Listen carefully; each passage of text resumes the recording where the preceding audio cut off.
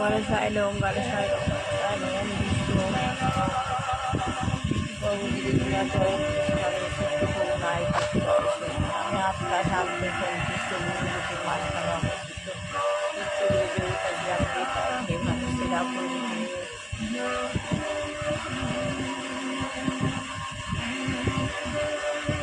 করিতে ডিসচার্জ হয়ে যাচ্ছে সঙ্গমে শেষ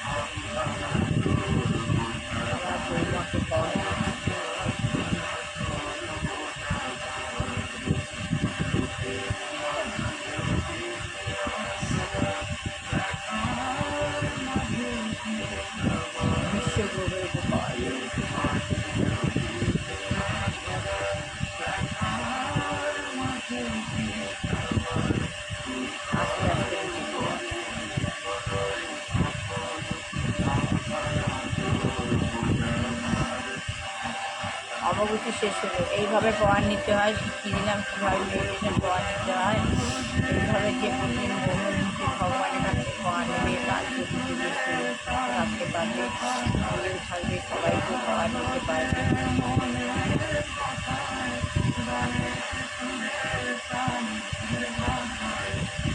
অনেক মানুষ আজকাল ভালো অসুস্থ হয়ে পড়ে যাচ্ছে, মরে যাচ্ছে, কিন্তু নিজের প্রমাণ নিজে নিতে পারে এরকম সবাই।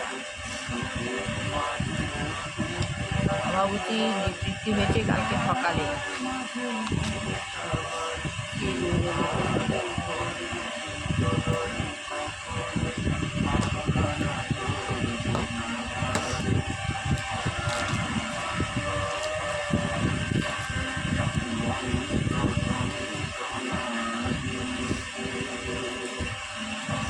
ও মা সরস্বতী কদিন ভগবান দেবদেবী মুখ দেখানো যায়নি, যে কর্ম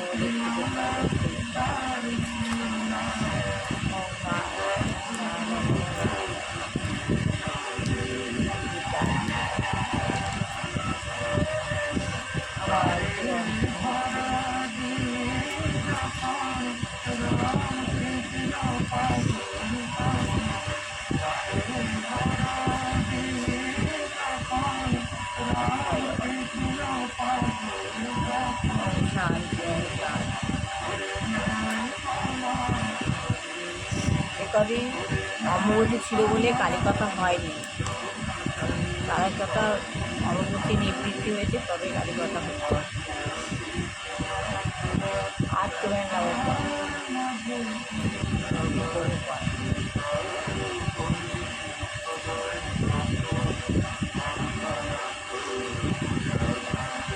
তাহলে প্রফেসর করণ ঘোষ বলছেন হ্যাঁ হ্যাঁ,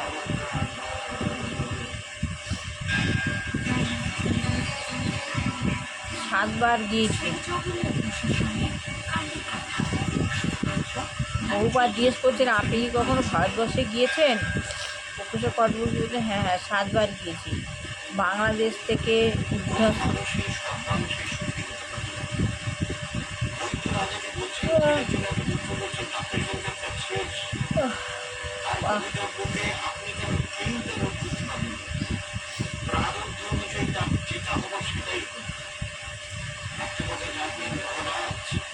মানুষ যখন জন্মায় ঠিক সেই মুহূর্তে স্থির হয়ে যায় তার মৃত্যু কবে হবে কাকে হবে। বইতে এসে রাজগুরু এসে উপদেশ রাজার মনে তত্ত্ব চিন্তে বিভিন্ন বিজ্ঞান নিয়ে বিভিন্ন তথ্য পরিচিতি বিচার এইভাবে জ্বর হচ্ছে। জ্ঞানের আলো প্রকাশিত হয়ে উঠল এবং আমার ছেলে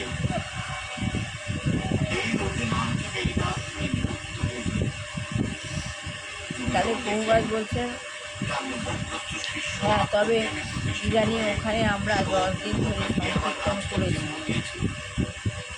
সুন্দর প্রোগ্রাম হয়েছে। প্রতিদিন প্রায় 30,000 লোক আসতো, 30,000 লোক আসতো, খুব উৎসাহের সঙ্গে।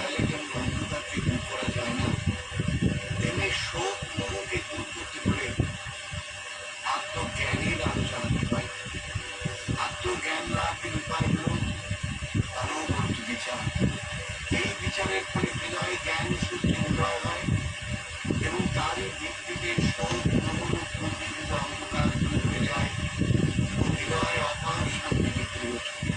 এই বিচার মানুষের মধ্যে জাগিয়ে দেন যিনি তিনি হলেন যথার্থ সদ্গুরু।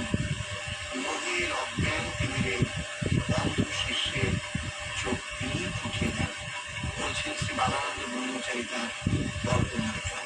বালানন্দজি জ্ঞানের আলো জ্বালাতে যে আত্মজ্ঞান লাভ করছি, জ্ঞানের আলো না জ্বালালে অজ্ঞানতা দূর হবে না।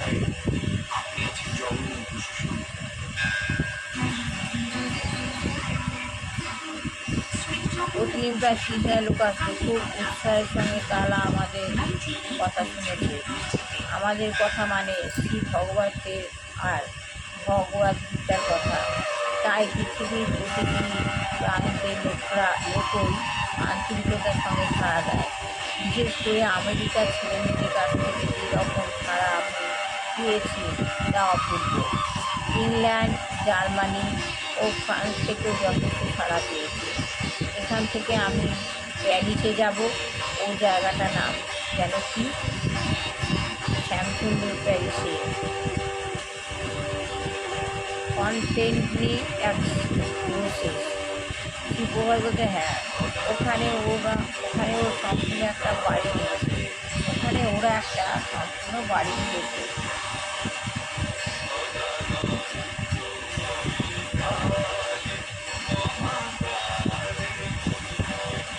ওখানে সম্পূর্ণ বাড়ি নিয়েছে, সুতরাং আমাদের এই পথ খুব সরল। এই পথ যারা অনুসরণ করে তাদের তখন 4টি নিয়ম মেনে চলতে হয়। আমিষ আহার বর্জন করতে হয়, অবৈধ যৌন সংস্পর্শ ত্যাগ করতে হয়, চা মদ গাঁজা প্রভৃতি মাদক দ্রব্যের নেশা ত্যাগ করতে হয়, আর জুয়া খেলা মটকাবাজি ত্যাগ করতে হয়। সকলকেই এই 4টি নিয়ম মেনে চলতে হয় এবং হরে কৃষ্ণ মহামন্ত্র জপ করতে হয়। আপনি দেখবেন এই 4টি নিয়ম এবং মহামন্ত্র জপ করার ফলে কীরকম অঙ্গনীয় পরিবর্তন এসেছে। এই সমস্ত ছেলে মেয়েদের এই পথটি কত সহজ। আর তাছাড়া আমাদের দার্শনিক সম্বন্ধিত অনেক কথাগুলি আছে। শ্রী ভগবদ্গীতা গত কয়েক বছর ধরে আমি প্রায় 400 পাতা এক ডজন বই লিখেছি। দুই খণ্ডে শ্রীকৃষ্ণ জয়, ছয় খণ্ডে ভগবত শ্রী চৈতন্য চরিতামৃত, ভক্তি সামৃত সিন্ধু। আজ শ্রী গুরুপাদের বইয়ের সংখ্যা প্রায় 70। এইভাবে আমরা শ্রীকৃষ্ণের বাণী প্রচার করছি। শ্রীকৃষ্ণ হচ্ছেন একজন ঐতিহাসিক, শ্রীকৃষ্ণ একজন ঐতিহাসিক। আপনারা যেমন লেনদেন দর্শন বোঝাবার চেষ্টা করছেন, আমরাও তবু শ্রীকৃষ্ণের দর্শন বোঝাবার। আপনাদের পঁয়ষট্টিটা কেন্দ্রে কত শিষ্য আছে, তাহলে এইখানে বললাম উত্তরটা কালকে দেবো। কত শিষ্য আছে, ভালো লাগলে লাইকটা কমেন্ট অবশ্যই দেবেন। সবার ভালো হোক, কল্যাণ হোক, মঙ্গল হোক, সুস্বাস্থ্য মানুষ হচ্ছে, চাকরি হচ্ছে, ভগবানের কাছে কৃতজ্ঞতা জানাই। আমাদের করে এছাড়া যেসব অবশ্য পিতা মাতা বাচ্চাদের বিদ্যুৎবিদ্যা আছেন, ভগবানের তাদের মুক্তি দেয়। আমার ছেলেদের মতো ভালো রেখে কল্যাণ করুন, মঙ্গল করুন। শত্রু দমন কর, দুষ্টি উদ্যোগে বিশেষ করে দূরে রেখো। এই বলে আর শেষ করলাম। ভালো লাগলে করবেন। তাহলে আমাদের ভগবান আমাদের যত ভগবানের সঙ্গে আমরা মন্থন করবো, তত আমাদের ভালো লাগবে। আমরা নিজেকে শক্তিশালী করতে পারবো। ঘরের মধ্যে গীতা পড়া, ভগবানের নাম বাস করা, শোনা, এই কদিন ভগবানের গাড়ি কথা হয়নি, খুব মন ভালো লাগে। আগে গাড়ি টানা হচ্ছে যেন আমার ঘরে যেন একটা ভগবানের আশীর্বাদ, প্রাণের শক্তি।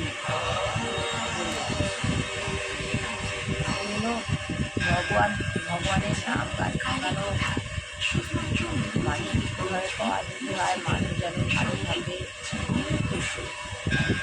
শ্রী গুরুদেবের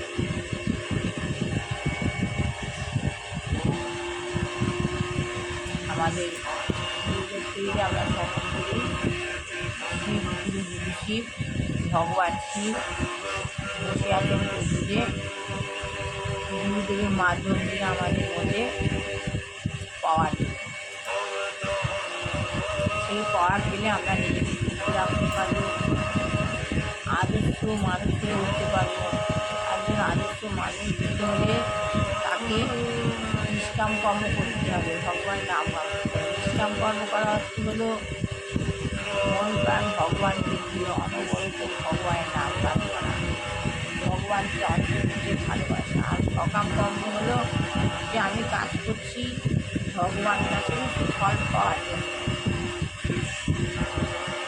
কথায় বলে এর মধ্যে আছে যে ফলের জন্য ফলের আশা করে কোনো কাজ করো, ফলের আশা করে না করা কাজ করা মানে হচ্ছে নিষ্কাম কর্ম। আর যে ফলের আশা করে কাজ করো ওটা হলো সকাম কর্ম।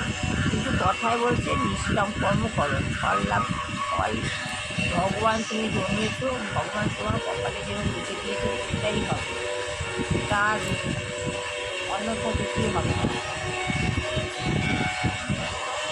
ওই জন্য ফলের আশা করে কাজ করো, তোমার কর্তব্য কর্ম যেটা করো করো। প্রারব্ধ কর্ম যতদিন শেষ না হবে ততদিন মানুষকে করে যেতে হবে। প্রারব্ধ কর্ম যখন শেষ হবে তখন মানুষের ভগবান তাকে আমাদের কোথায় নিয়ে যাবে, আমার স্বর্গধামে নিয়ে যাবে। যারা স্বর্গধামে যায় তারা ভালো মানুষ, আর যারা খারাপ কাজ করে তারা নরকে যায়। তাহলে আমরা কীভাবে ভালো কাজ করতে পারবো, সবার ভালো করতে পারবো, এটা আমাদের ভাবতে হবে। এগুলো আগে শেষ করলাম। ভালো লাগে লাইক শেয়ার কমেন্ট